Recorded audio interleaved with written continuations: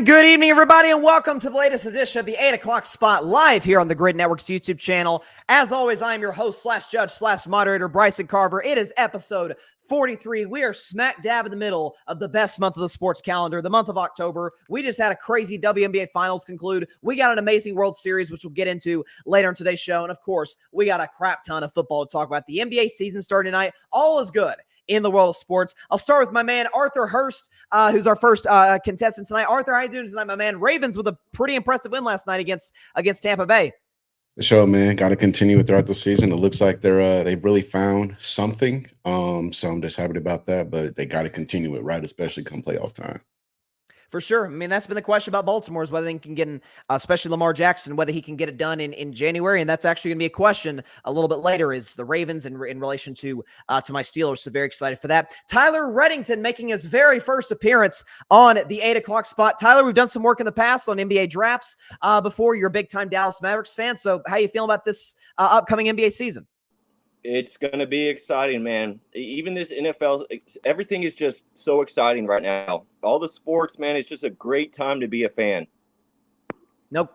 No question about it, and obviously your Mavericks getting the finals, looking to get revenge last year, and they've got as good a chance to do it. You stole Klay Thompson from my Warriors, but I'll forgive you for it just this one day. But shout out to Tyler. And finally, Paris Brown, Gryd Network contributor, and big time. Again, everybody in this room's coming up. Their team's coming off of victories. Paris Brown, his Cardinals come off a big time win last night against the Chargers. We were just talking about that. Paris, how you doing tonight, my man? Doing good, man. Like I said, every week going into this, I say, man, the Cardinals are unpredictable. You don't know what you're going to get from them, and hey, sometimes that means you're going to win. That's what it means. Sometimes it means you're going to get a win for sure, and that's Kyler Murray is an unpredictable guy. There's no question about it. But when he's got it going, he can be a really special player. Our guy Patrick Brown in the comments says, "What's up, fellas? Hope all is well. New articles on the way. Yes, please check out Patrick's articles on the Gryd Network website. Let's go and get in our leaderboard, our updated leaderboard since we were last here. Mike Guido currently in first place. That says Barry in fourth. I apologize. It should say Barry in second, but at 36 points, followed by Tim Barnard, Arthur Hurst, Paris Brown, and EJ Savage. So let's go in and get in our topics. But before that, let's get into our rules for the topics. It's pretty simple, folks. The best take of the segment gets 5 points. The second best take gets 3 points. The third best take gets 1 point. And of course, the top 2 point getters after these 4 rounds will go to a final round, which will determine our 8 o'clock spot champion. So let's get started with the back-to-back Super Bowl champs, the Kansas City Chiefs, who got a big-time win on Sunday in a Super Bowl rematch against the 49ers, 28-18, in a game where Patrick Mahomes played far from his best, his passer rating in the 40s, throwing 2 interceptions, but somehow, some way, despite the fact that Mahomes has if we want to round it down, 3 to 4 touchdown interception ratio, despite the fact that the Chiefs are missing receivers, Travis Kelce not playing his best football, here they are as the last undefeated team in the league, having not lost since Christmas Day. And it's pretty unbelievable stat there. So I'll start with you, Arthur. What has been the driving force to Kansas City's 6-0 start this season? Man, it's easy. It's that defense. Besides the Vikings, right now they're looking like a very dominant defense on all three levels. You saw that against the 49ers on Sunday, and that was a real brutal game to watch. And you just see Brock Purdy struggling. You see that team struggling to move the ball, get it downfield. And now they got Brandon Ayuk out, so you had George Kittle alone. And so you saw that defense. They allowed 63 rush yards per game with the last 6 games, 3 yards per carry. None of those running backs have been able to get over 60 yards. Jordan Mason, they allowed 58 yards. Half of that came on a 26-yard run, and that was it. Forced 3 interceptions, 209 net passing yards on 31 attempts with a 54.8% completion rate. And in a year where Patrick Mahomes does not look like himself at all with 6 touchdowns and 8 interceptions, that defense has, you can say, single-handedly, really helped them win games, right? And Chris Jones getting double-teamed, it does not matter. You talk about TJ Watt, you talk about Myles Garrett, hell, you even talk about Nick Bosa, but for some reason, Chris Jones, he just flies under the radar, but he shows why he's such a huge contributor on that defense week in and week out. So I'm going to have to go with the Chiefs defense. They've been fantastic, like you said. And I mean, obviously, Chris Jones being, now that Aaron Donald's retired, the best defensive tackle in football. Heck, you could probably make the case that he was even last year toward the end of Aaron Donald's career. And you talk about, obviously, a secondary, Trent McDuffie. You got a lot of special guys on that side of the ball. Before we move in, Go ahead and move to Tyler in this segment. Got also another guest on the 8 o'clock spot. If we can go and get this graphic going right here. It is Erik Ruiz, who is the Rev owner of the Q Borough Cuts Barber Shop. Erik, you were on the show last year toward the end of the season, did a fantastic job. How you doing tonight, my man? Doing good, doing good. How y'all doing tonight? Doing well, man. Doing well. Can't wait to get your takes on all of the above segments. But I'll move to Tyler. Biggest reason the Kansas City Chiefs are 6-0. What's the biggest driving factor behind their hot start? Big bro, I'm not stealing your shine. You could look at my notes. It's easily the defense. I mean, you've seen Patrick Mahomes cough away too many possessions. They've been injury ridden. I mean, they've given up 18 points to 13 to the Saints, 17 to the Falcons, 10 to the Chargers. It's the defense, man. And they're so good that they could, on offense, they just have to be marginal. And Patrick Mahomes is going to at least be marginal, right? He's been playing. I would say he's playing pretty bad sometimes. Patrick Mahomes has not looked like a shell of himself. And the fact that they're still undefeated, a couple weeks ago, they should have lost that game. They should have lost to the Bengals. It's impressive what they're doing, but you have to say it's because of their defense. Yeah, and that's really what kept them alive last year. Mahomes actually statistically was having, at least toward the end of the season, having a worse stretch than even now with the turnovers, with last year was more of a problem with drops with the receivers, but O-line was struggling. They just could not generate a consistent offense the way that we've been used to seeing Andy Reid and Patrick Mahomes Chiefs offenses in the past. It's the fact that, ironically, through the Tyreek Hill trade, they were able to add some of these guys, draft certain dudes, Nick Bolton, Karlaftis. Like, they've got a lot of really solid playmakers on that side of the ball that can really make things happen. So solid point by you as well, Tyler. To you, Paris, biggest driving force of the Kansas City Chiefs 6-0 start. So obviously the easiest answer is the defense, and obviously the defense is dominant. I mean, they're third in the league in rushing yards allowed as a defense. So they're not letting you run the game. They're going to stop the pass. But also on offense, even with Mahomes struggling, they're still averaging 130 rushing yards per game. So on the offensive side, they still have something going for them. They can run the ball. Even with Rashee Rice being injured, Pacheco being injured, with Kareem Hunt being in, he's averaging 80 yards per game right now. So the run game, this is probably the best run game we've seen since Mahomes has taken over that team. So they have that going on. And then I've been talking about this with my dad. The way the Chiefs play, all they have to do is have the ball at last, and they're going to win.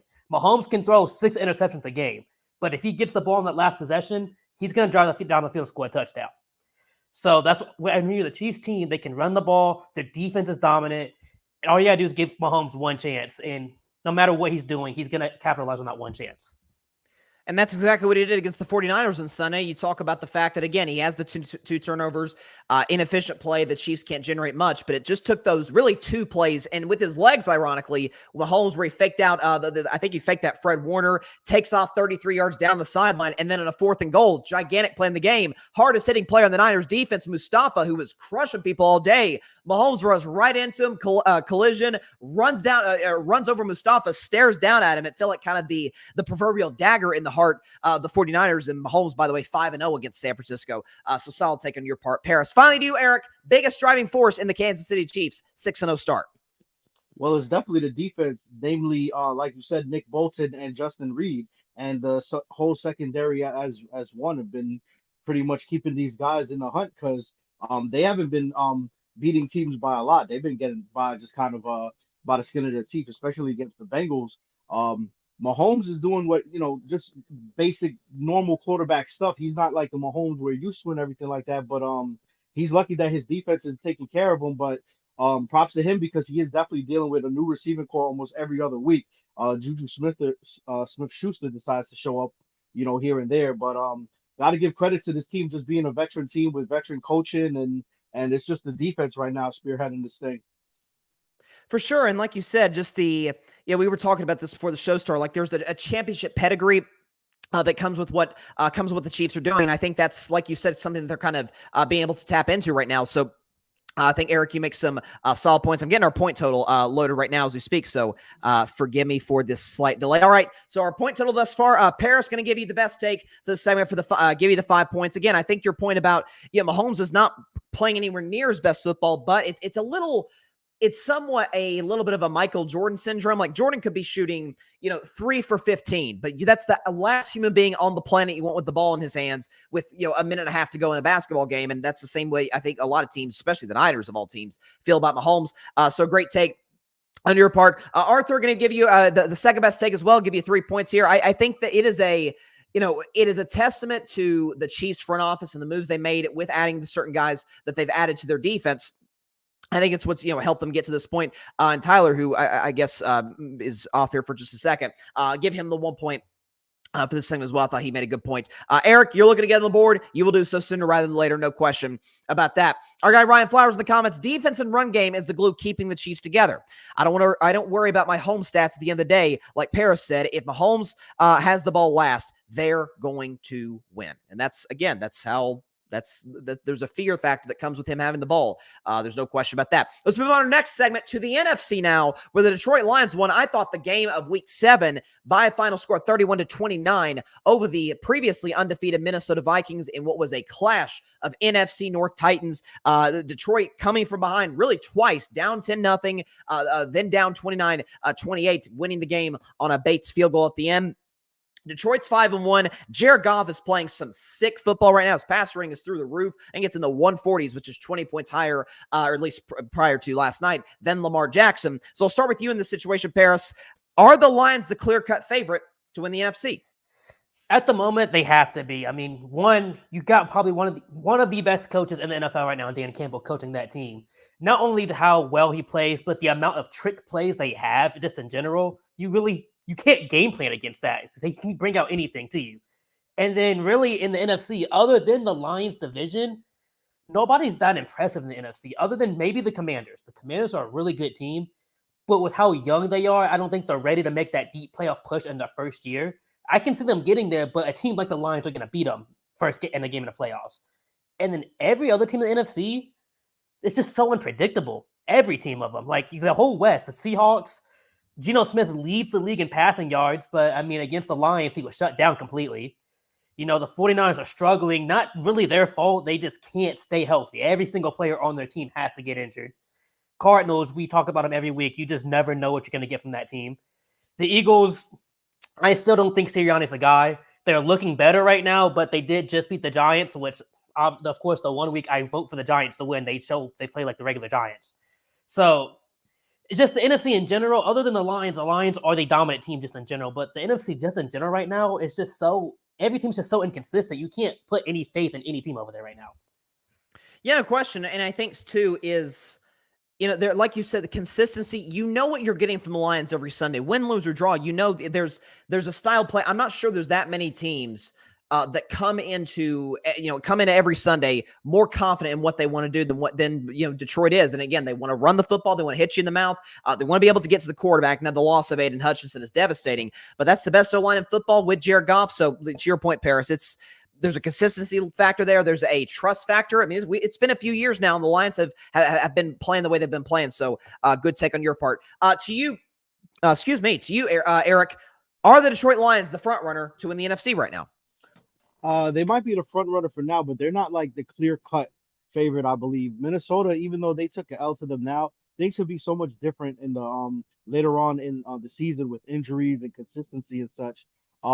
At Washington too, man, we got to give them their props because every couple years they do this. They draft a quarterback and they make a lot of noise. And the last time they went this far was Robert Griffin, and they went farther than the Cowboys. I'm sorry to say, BJ. But another thing too, as far as the Eagles go, I know it's a cool and popular thing to hate on this team, but you can't take away the fact that these guys have been in it for the past 3 to 4 years, whether it's been in the Super Bowl or the NFC Championship. And they're definitely on the right side of winning right now, 4-2. But a couple of them games they've given away too. So as far as like clear cut, not the Lions, but they're the front runner for now. But anything could change. And don't forget about the NFC South, because whether it be New Orleans or Atlanta, always at the end of the season, one of these teams decides to be consistent and gain some momentum. Yeah, and I think that's. I personally think the NFC, I mean, the standings would show you that, but I think the NFC is deeper than the AFC, right? If you look at the division winners, it's teams, like Washington, like Detroit, like Atlanta, teams that may have flaws. The wild card pool, you've got Minnesota, you've got Green Bay, Chicago is young, but they've got a great defense. Obviously, Philadelphia, as you mentioned, like you've got some teams that could really make some noise without hosting a single home playoff game. So your point, Eric, you make a fair point in the sense that it may not be as clear cut as maybe a Lions believer like myself or others may feel. So a good take on your part. To you, Tyler, are the Lions the clear-cut frontrunner to win the NFC? Absolutely. 2 words. Dan Campbell. Man, that man will make you want to run through a brick wall. Even watching the dude. Man, I love and you got to give it up to the GM too, putting a bunch of good pieces around them. But man, they are clear-cut favorites without a doubt. Mostly because of Dan Campbell. Jared Goff deserves some credit, and Jahmyr Gibbs. Man, I wouldn't want to play them right now, especially at home. They went to Minnesota and beat them at their own house. Now, Minnesota is not to be slept on either. Great team and very well coached. And Dan Campbell went in there and took it from them. Oh, yeah, you got to be high on the Lions. You got to be high on the Lions. Yeah, and to your point, you talk about the GM, Brad Holmes, who came from the Rams organization, we'll see how this draft class continues to progress and develop. It looks like he's hit on 4 consecutive NFL drafts. I mean, he aced 21. 22 was excellent as well. But you think about 23, Jahmyr Gibbs, Sam Laporta, like what he's done with this offensive line with, Penei Sewell and others. It has been, sure, they've added pieces in free agency. They've added guys like David Montgomery, but they have hit on almost all of their draft picks that have, that's culminated in being, I think, clearly the best offensive league and certainly a middling defense, but could be one that adds maybe a Max Crosby or another pass rusher down the road. So good take on your part, Tyler. Finally, to you, Arthur, are the Detroit Lions the clear-cut front-runner to win the NFC? Nah, man, I think that you need to put more respect on the Minnesota Vikings. I understand they took them down, but still, I think the Vikings still very, very well coached. They're really good offensively and defensively. Not a lot of teams can say that both sides of the ball are being able to produce and score at will against their opponents. But you also can't sleep on the Green Bay Packers. I feel like Jordan Love, when he came back from injury, those 2 games they had with Malik Willis, they went 1-1, but he came back. He's still been able to dominate. His situation with his wide receiver core has really been able to progress throughout the season. Defense is pretty solid. The Bears and the Commanders have rookies at the helm. So if this was the future, yes, but right now I just think that they're too young to try to make that deep playoff run. Like Paris said, the Eagles, they have the Bengals, the Jaguars, and the Cowboys up next after winning the last 2 games. So they have a chance to be able to go on a streak, which is probably something that they really need just to be able to get this team going and flowing, because they're way too talented on both sides of the ball to just be mediocre, right? And then you have Seattle, Atlanta, and Tampa Bay, who have had up and down seasons. Tampa Bay losing both of their wide receivers, one of them top 10, the other one top 15. Godwin is out for the season. Mike Evans, when he's able to come back, still going to be good, right? They're still going to be able to produce, but it won't be the same. And the Cowboys are the Cowboys, man. I mean, you know what you're going to get with them. So right now, I think that even though the Lions are playing well and they look like the favorites, they're not the clear cut to me. You still have other teams like the Vikings and the Packers who are still in that running.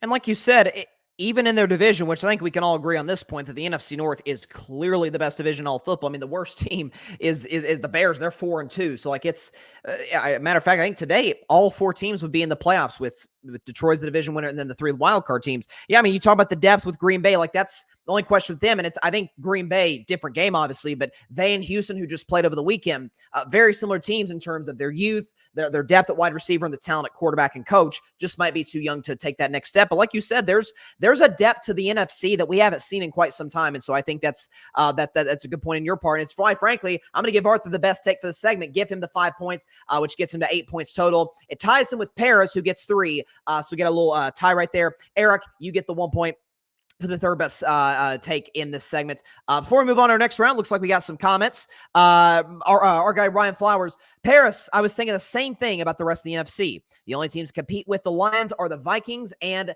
the Packers. My only fear about the Lions' decision-making in the postseason, will Dan Campbell make the same mistake from last year by being overly aggressive? And that's, I mean, you talk about the 4th downs. Like, even early in this game, he's fake punting on 4th down and 7 on the first drive of the game. It's like, coach, like, this isn't a do or die drive right here. So that's a fair point that Ryan makes, and he says, Arthur, good point about Minnesota. The road to the Super Bowl goes through the North. That apparently appears to be the case this year. Speaking of the North, let's move to the opposite conference, the AFC North, where my Pittsburgh Steelers showed up and showed out. We'll get to the Jets in our final segment with the top 2 point getters. But the Pittsburgh Steelers, controversial move by Mike Tomlin to start Russell Wilson, and as Coach Tomlin said after the game, that's why I'm highly compensated. Russell Wilson, 3 total touchdowns, 0 turnovers. The Steelers, after being down 15-6, score 31 straight to win 37-15. They're tied atop the division with the Baltimore Ravens, who've won 5 games in a row after starting 0-2, dominate Tampa Bay 41-31 in a game that with a score is not indicative of how much Baltimore and Lamar Jackson, in particular with 5 touchdowns, truly showed up and showed out. So it's a tied division. We know Ravens Steelers have been going at it for years. I'll ask you first, Erik, can the Steelers with Russell Wilson, despite obviously the Ravens being the more successful playoff team as of late, can the Steelers with Russell Wilson beat out Baltimore for that division? I don't think they could beat out Baltimore, but they are a better team with Russell Wilson. He's a veteran quarterback. The guys seem to like him. Everybody was celebrating with him on the sideline, but Baltimore is just too stacked. They're another veteran team too, been doing this for years with more or less the same guys. I just don't see Pittsburgh overtaking that. I do see them having a good season. It's going to be interesting to see where either Russell Wilson or Justin Fields goes at the end of the season, because they're both on a 1 year. But the Ravens all around are they're looking good. Lamar's looking like the MVP. The defense could pick it up a little bit, but I think as the season goes, they're definitely going to gain that momentum and be a solid defense like they normally are. So yeah, I don't see Pittsburgh overthrowing them right now. That's fair. And again, the way Lamar Jackson is playing, I mean, it appears today, I think Vegas has him as the front runner to win league MVP, and I'm sure that'll be a conversation that we revisit week and week again on the show. And I mean, like you said, if we're going to compare the defense, the Steelers had the Ravens beat by a mile, but offensively, now they've got Zay Flowers kind of coming in, hit his own Mark Andrews, Derrick Henry taking that offense to another level. So you make a fair point on the Ravens and the Steelers. To you right now, Tyler, can the Steelers with Russell Wilson, the offense scoring the most points it has in a win since I think 2020, can they overtake Baltimore for the division?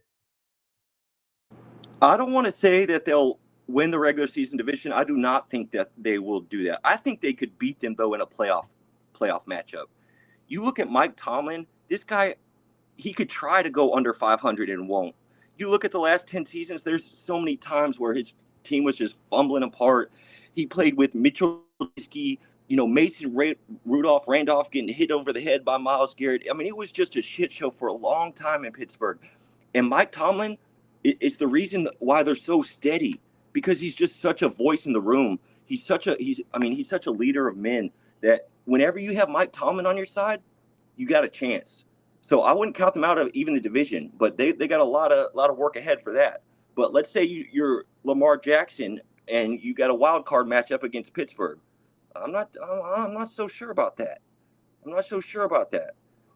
And so Pittsburgh can be lethal if they could all come together. I'll have to admit, I was out on Russell Wilson. I thought Fields was going to lead this team. Really did. I even tweeted about it. I said, Russell's done. He's got to be done. But the decision made to bring him back and it worked out well for them, man, that's some big time moves right there. You got to be happy if you're a Pittsburgh fan.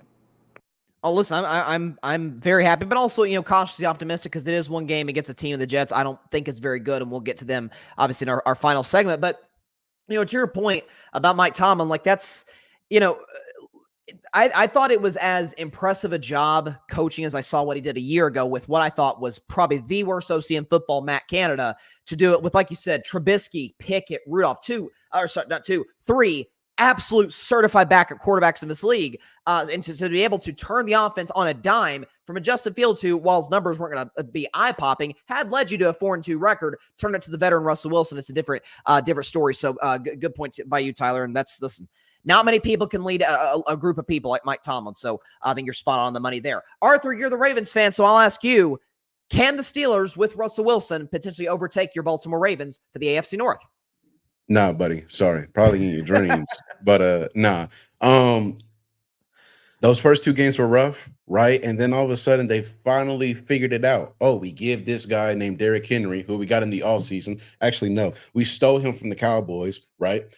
We got him in the offseason for this exact reason, so he can be dominant with the already most versatile, most dynamic quarterback besides, Patrick Mahomes in the league in Lamar Jackson. So right now you got 1,811 passing yards, 15 touchdowns, 2 interceptions. That's 5th in passing yards for Lamar. He's tied for 2nd in passing touchdowns. He only has 2 interceptions. And then Derrick Henry, the Kang, 1,476 rushing yards right now in the season as a team, 6.2 yards per carry for 10 touchdowns. 1st in carries, 1st in rushing yards, 1st in touchdowns. The defense is right now the best rushing defense in the league. However, I am concerned about that passing defense. I don't know what's going on. They have really good guys on the defense, Marlon Humphrey and things of that nature, but it's like, okay, how can you be – we know that you can't stop everything on the defensive side of the ball, but there's no reason why you should be really good at the rushing defense, but you're giving up the air attack. So that would be my worry with me if I'm playing against the Steelers with Russell Wilson at the quarterback position, and I see the numbers that he was able to distribute to the wide receivers on Sunday. Now, yes, granted, it is the Jets, but still the Jets have a pretty good defense, right? So – that's what I would be worried about is the passing attack of the Baltimore Ravens. Everything else, I'm like, dude, this is what I've been looking for, right? A dynamic quarterback play who's really passing the ball and running very well. Derrick Henry, who's right now carrying this team with his rushing attack and a rushing attack of the defense that's playing phenomenal. So now I got to still give it to Baltimore. That's fair, but like you said, as far as the Ravens struggles, stopping the pass, George Pickens and Russell Wilson seem to have a pretty good connection. Pickens with his first 100-yard game of the year. I'll ask you quickly before we move to Paris, is the loss of Mike McDonald, you think, the cause of all this? Because it's mostly the same personnel in the back end. Yeah, gotta be. It's just a trust thing, right? And so I think that it can be frustrating at times, when as a defense, right, you seem to have things going, and all of a sudden that guy who seemed to be your glue or be the coach that you needed or somebody on your roster, they leave, right? So right now the loss of McDonald is weighing heavy on them, and hopefully they can get it together. Yeah, no, I think that's fair. To you finally, Paris, can the Steelers with Russell Wilson potentially overtake the Ravens for the AFC North? No, Russell Wilson or Justin Fields, I don't think it's going to happen. And I think you guys are also forgetting y'all still have Joe Burrow and Jamar Chase in your division. So y'all are worried about, keeping up with the Ravens. I see the Bengals overtaking y'all by the end of the season. And I'm not going to say the Steelers can't make the playoffs, but we know what Joe Burrow does. We know what the Bengals do. They start off slow. This is the slowest they've started by far. But Jamar Chase now leads the league in receiving yards. So obviously they've got it back together. And the Steelers' schedule doesn't really help them. They really only got 3 games coming up that you can say they should win. You got the Giants, and you have back-to-back games against the Browns, which I don't even know if those are given anymore because they got Nick Chubb back. And that's a huge weapon. Now, and then the Bengals, they get to face the Browns, the Cowboys, the Titans, the Raiders. They got multiple games that they should win. So, no, they can't keep up with the Ravens, but can they even keep the number 2 spot? I don't think so. I think by the end of the season, they'll drop down to the number 3 spot, and not even just because they're a bad team. I just think over time, with the team the Bengals have and their schedules, the Bengals are going to overtake them. That's fair, and I think in the long run, or certainly in the postseason, I think we can agree on this. Like, Burrow is probably the scariest playoff quarterback that we have in the National Football League, obviously, to Mahomes. And so, and with the duo with him and Jamar Chase, the thing with Cincinnati is, can Burrow be healthy? Can Jamar Chase be healthy? This feels like most likely going to be T. Higgins' final year in Cincinnati before he moves on. So trying to kind of capitalize on that window. It's going to be key for them, but their defense has stepped it up the last 2 weeks. Now, granted, it's Daniel Jones and then a half of Deshaun Watson, so you would think you're going to step up to the plate and get the job done. But the confidence now. Exactly. Well, exactly. It's confidence. Why do basketball teams, shoot a bunch of threes in warmups, like just to kind of get that rhythm, get that confidence going, like you said. So I think that's a fair point. Arthur, you were straight and to the point, and you really broke it down very well. I'm going to give you the best take, give you 5 points, which puts you in the lead with 13. Tyler in second, 3 points here for you, get you to 4 points in total. Paris, 1 point, which will get you to 9. Before we move on to our final segment, let's look at the comments. Christopher Brown, the Bears are capable of surprising anyone. Okay. Our guy Ryan says, I think the Steelers can get the Ravens. Usually they split the season series, although the Ravens offense is legit. The Ravens defense is susceptible at times. And by the way, a stat I forgot to mention, Lamar Jackson only one career victory in his NFL career against the Pittsburgh Steelers. So potentially. See, and then Barry, of course, that's coming in troll. He says Russell Wilson's better than Dak. That's an insane take, Barry, and you know it. Get out of here. Shout out Barry Grant Jr. All Even Podcast. Ryan, Troll City. What's that? Troll City. Yeah, listen. He's the best at it. Ryan, I believe the Steelers have won the last 5 or 6 games out of 7 against Baltimore. They match up well because both teams are very familiar with one another. And then finally, Christopher Brown says, if the Steelers don't make the playoffs, Fields is definitely in. He may be if he may be potentially the answer at quarterback, because I'm not terribly high on next year's QB class, but that's another conversation for another day. Let's go to another sport. Let's go to Major League Baseball, where on Saturday night the New York Yankees wrapped up the AL pennant by knocking out the Cleveland Guardians in 5 games.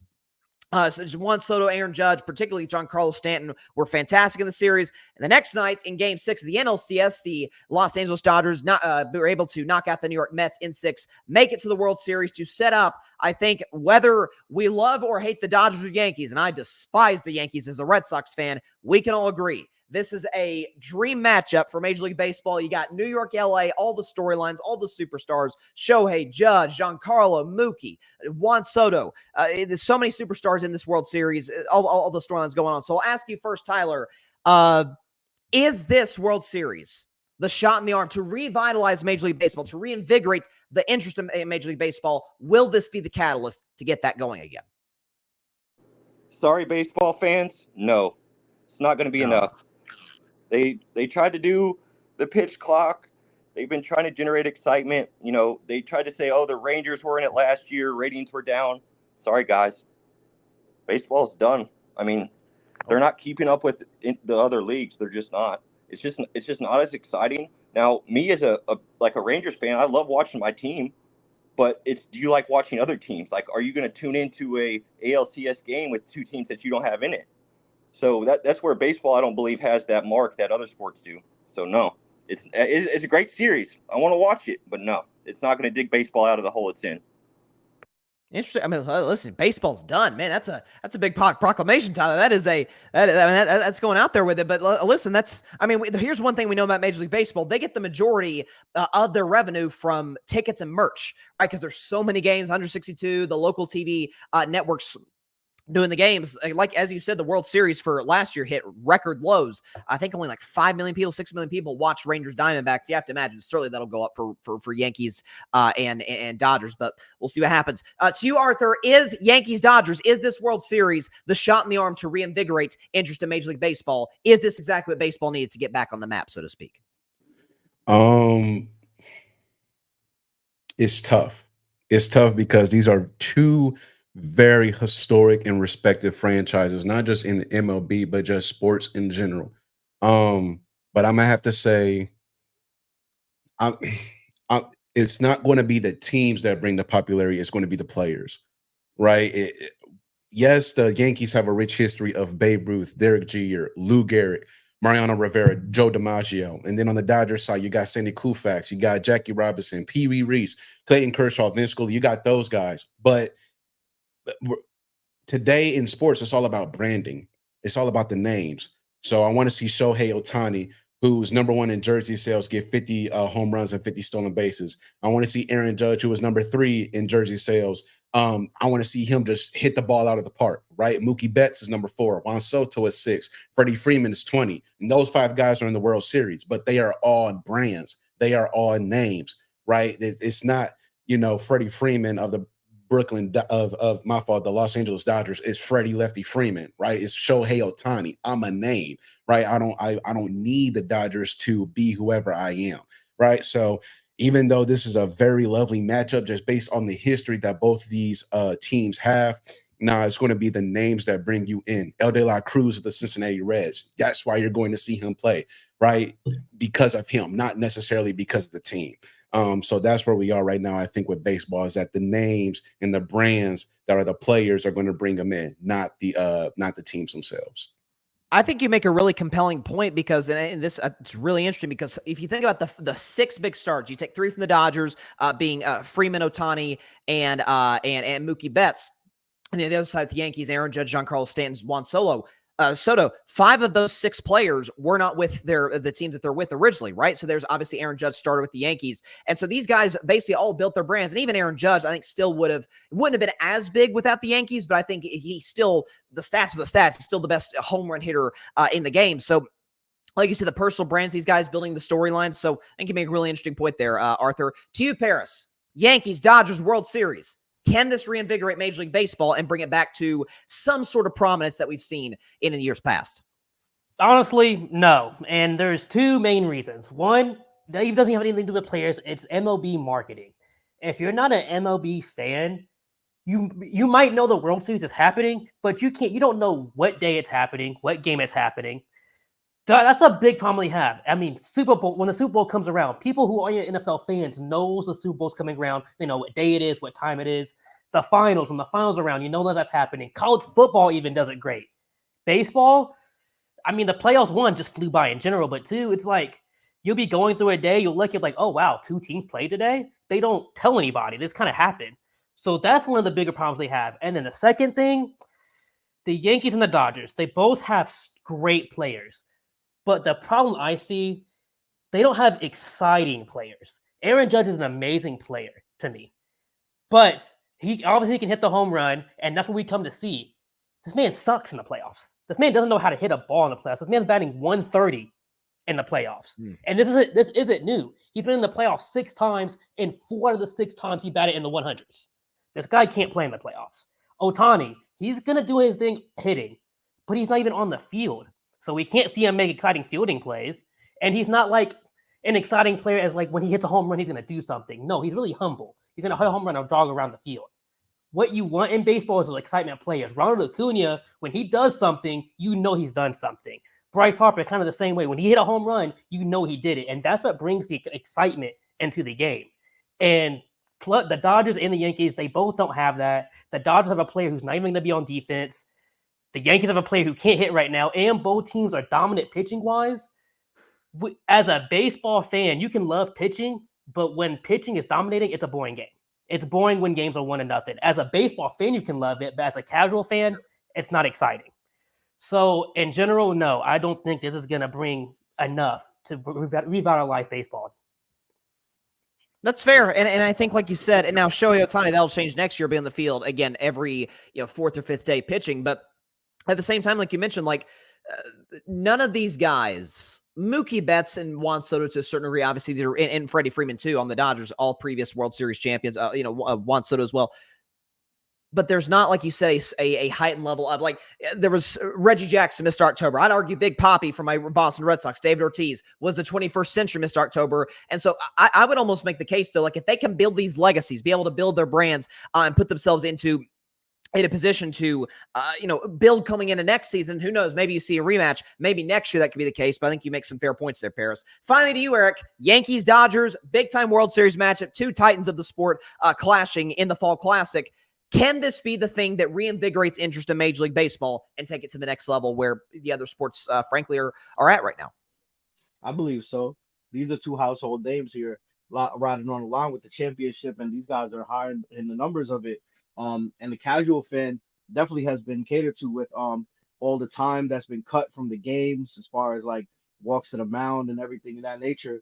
So having the Yankees and the Dodgers, which are like 2 of the most familiar names, I mean, you could check the merch sales and see, there's people who wear Yankee hats and Dodger hats and don't even know anybody on the team, but they'll tune in. So I feel like this is good for like a sport, get more eyes on it and hopefully retain some of the viewers with all the changes and stuff, because I feel like them cutting the game down has definitely made it a little more watchable for like the casual fan. The diehards and the traditionalists aren't really with it, and they're probably not with the Dodgers and the Yankees being in the World Series either. Everybody likes an underdog or a scrappy team, and these 2 teams have been killing it all year.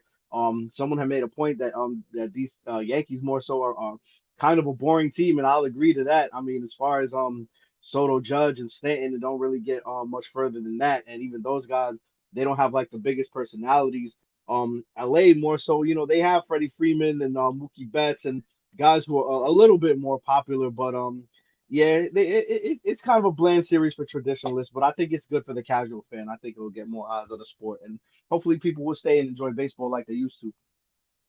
I hope so. And again, like we talked about to start the show, like October is the month of sports. It's the one month where every other sport in the world is going simultaneously. And in baseball, you think this being the pinnacle of the pinnacle of their season, the World Series, you would think that would at least compete with college football, compete with the NFL. Again, I found the WNBA finals to be riveting. That 5-game series, the way it went. NBA is starting back tonight, so you've got a competing for attention type situation. I feel like Major League Baseball is kind of the redheaded stepchild, just trying to compete for attention, and they just can't get over the hump. So I'll say this, Erik, I'm hoping you're right, because I love baseball. I want it to be able to reach the highs that these other sports do. Arthur gets the best take. Give him 5 points, which gets him 18. Paris, number 2, who, by the way, number 2 in terms of points as well, get him to 12. And Erik, I'll give you the point in final to get to 2 points. So that means we've got a matchup between Arthur Hurst and Paris Brown in the finals. So shout out to you, Erik Ruiz. Shout out to Tyler Redington, who did a fantastic job on the show tonight.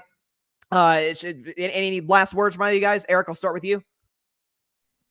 Come get y'all haircuts at Q Borough Cuts, Ozone Park, 89th Street, 95th Avenue. Get a fresh cut over there, for sure. Shout out to you, Erik. Appreciate you. Tyler, any last words for you, my man? Hey, it was really good connecting with you all. It doesn't matter whether it's a pickleball match or this. I'm competitive, so next time you see me on here, I will not be last place. Hey, thank you, Bryson. Shout out to you, Tyler. Great stuff as always. We got a fantastic final. Before we get to it, let's look at the comments super fast. Ryan says, yeah, baseball is very demographic. Tyler was standing on business, and I 100% agree. Unfortunately, the best player is an American, and Americans won't gravitate to him, similar to the NBA with Jokic. And finally, Barry. Well, Barry's a Mets fan, so I understand why he feels this way. He says the Mets would have been a better story. Both of these franchises are pretty boring with how they go about their business. Shouts to both teams, but it's a tough hill to climb for baseball. I don't know. I don't necessarily agree the Dodgers are boring. I agree the Yankees have been, if nothing else, they have no home field advantage. Like, Yankee Stadium is a darn library in the postseason. You can't compare that to Citi Field, even Dodger Stadium, man. That place can really get going if Shohei is batting .713 with runners in scoring position. It's pretty incredible. And Ryan, who's an LA guy, says, A Barry put some respect on the Dodgers. So we already got like a New York, LA, even though Barry's a Mets fan, New York, LA thing brewing. All right, let's get to our final segment. It's pretty simple, folks. The best take gets 10 points. It's the great equalizer in this 8 o'clock spot tournament. So let's move, or I guess we're ending on somewhat of an unfortunate note with the New York Jets, who absolutely wet the bed once again. That's now 4 straight losses. They fall to 2-5. Teams that are 2-5 have barely a 6% chance to make the postseason. So I'll start with you right now, Arthur. 2-5. Are the Jets done? Their season over? It's very unfortunate because man, dog. It's very unfortunate because I love Aaron, great quarterback. But getting Devontae at this point in the season, I was really, really hoping that it would really bring a spark to them. And it looked like it did, right? That they were playing, cool against the Steelers, and then all of a sudden your defense just gives up points, and then you're not able to score in the second half. You get shut down completely. Love Aaron. Right. Again, respect him as a quarterback and a competitor, easily one of the greatest of my generation. But there are things that you got to do to just make sure this team is cohesive and together. You don't show up, during the summer with them and get acclimated with each other, and then you go on and dog Mike Williams about him not running the right route. It's just those little details where it's like, I'm not familiar with you. I don't know what you want me to do, things of that nature. And then you go and look at who they're playing the rest of the season. They got the Patriots on Sunday. Okay, whatever. The Texans, though, the Cardinals, still a pretty good team. The Colts, the Seahawks, the Dolphins, Tua's talking about coming back, right? The Jaguars. Yeah, man, it's very unfortunate. Getting Devontae Adams was too little, too late. Aaron Rodgers needs to start taking accountability for the fact that he has not looked like himself this season. And I just think right now it's too late for this offense to really get brewing, and this defense to be able to keep up what they've been able to do, which is keep the offense in games, and the offense hasn't been able to come up and reward them. It's a lack of I mean, sorry to sound like a cliche coach at a Wednesday press conference, but there's no complimentary football going on, right? Where the Jets defense is playing pretty well. They're getting pressure to Russell Wilson early. We're just obviously talking about the Steelers game on Sunday. And all of a sudden, Aaron throws a pick into what looks like triple coverage, in some cases quadruple coverage. The rookie Beanie Bishop, who shouts to him, 2 interceptions of the game, makes a play, and it completely turns the tides for that game. The Steelers go on to score the last 31 points of that football game. But like you said, the lack of accountability, the fact that Aaron didn't show up to mandatory mini camps with receivers he's never gotten in-game action with, maybe it could have helped the chemistry with Mike Williams, with Garrett Wilson, Alan Lazard, he already had a rapport with, but it could have really helped this offense in a tremendous way. But even beyond Aaron, there are plenty of problems with this team. To you, Paris, 2-5. That's what the Jets are right now. Only 6% of teams who started as that have made the playoffs. Are the Jets part of that 6%? I don't think you have 2 more weeks, really. The next week they face the Patriots. You have to win. If they somehow manage to lose against the Patriots, their season is over. There is no doubt their season is over. But the Patriots are a team they should beat, and I'm expecting them to beat. After that, you face the Texans. The Texans are a team you know are going to be a playoff team. They are a very good team. It comes down to that game. If they can beat the Patriots, and really, sometimes all you got to do is build a little bit of confidence in yourself. The Patriots aren't a good team. Win a convincing game against the Patriots. Gain the confidence in yourself. Going against the Texans, if they can pull a game out in the Texans, they still have a season. The division is pretty weak. You have one team in that division that can win games right now. That's it. So the division isn't ran away with yet. They have a chance. I mean, look at the Packers last year. They started 2-5, and people were questioning, wow, we really have Jordan Love? And then by the end of the season, they make the playoffs. They win a playoff game. Jordan Love gets a contract. So it's possible. And after the Texans, like I said, they have to beat them. They face 2 really beatable teams. They face the Cardinals. Again, you don't know what they're going to get from them, but they're a beatable team. And then you face the Colts. And the Colts, look, as long as Anthony Richardson's out there, the Colts are going to be beatable every week. It's really sad to see. It's really sad to see. I love every Indiana fan expected Anthony Richardson to be great, and he looks terrible. It looks really bad. So that's another winnable game, and then from there you take it one game at a time.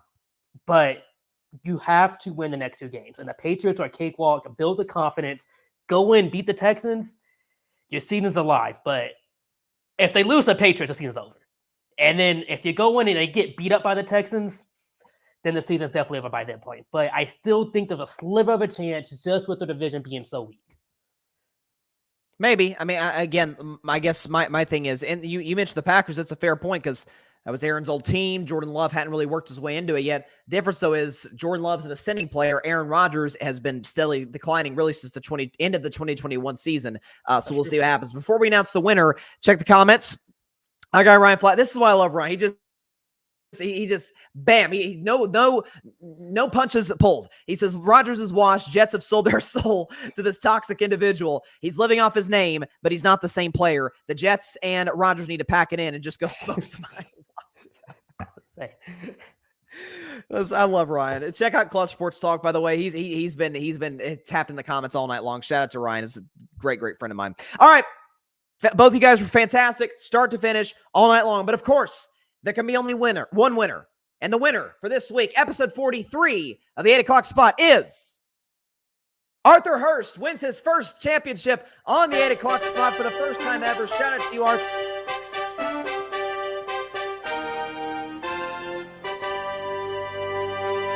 I don't know if you asked me to say something just now. Sure. No. Listen, I was just gonna say, like, you finally broke through. You're able to get over the top. How does it feel? Feels good. Last week was the worst out, without a doubt, that I've done in the 2 or 3 times that I've been on, and so wanted to come back with a vengeance. And so Paris was with me last week. I'm saying he was one of the reasons, part of the reason, along with Mike Guido, that kicked my butt. So I had to come back with a vengeance this week. For sure.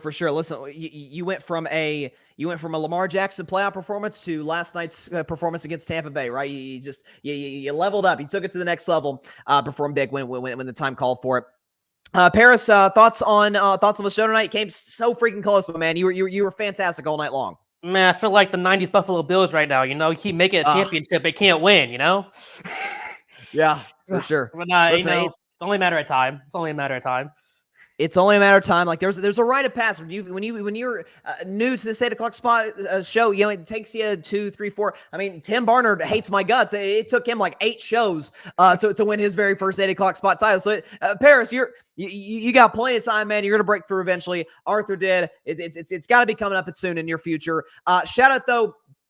Tyler Redington, shout out to Erik Ruiz. Both were fantastic on this show. Shout out to Paris on running up, and congratulations to Arthur Hurst. And that is it for this week's edition of the 8 o'clock spot. Check us out next Tuesday, 8 p.m. Eastern, 5 p.m. Pacific time, live on the Gryd Network's YouTube channel. We will see you then. Stay safe out there, everybody. God bless y'all. Peace out.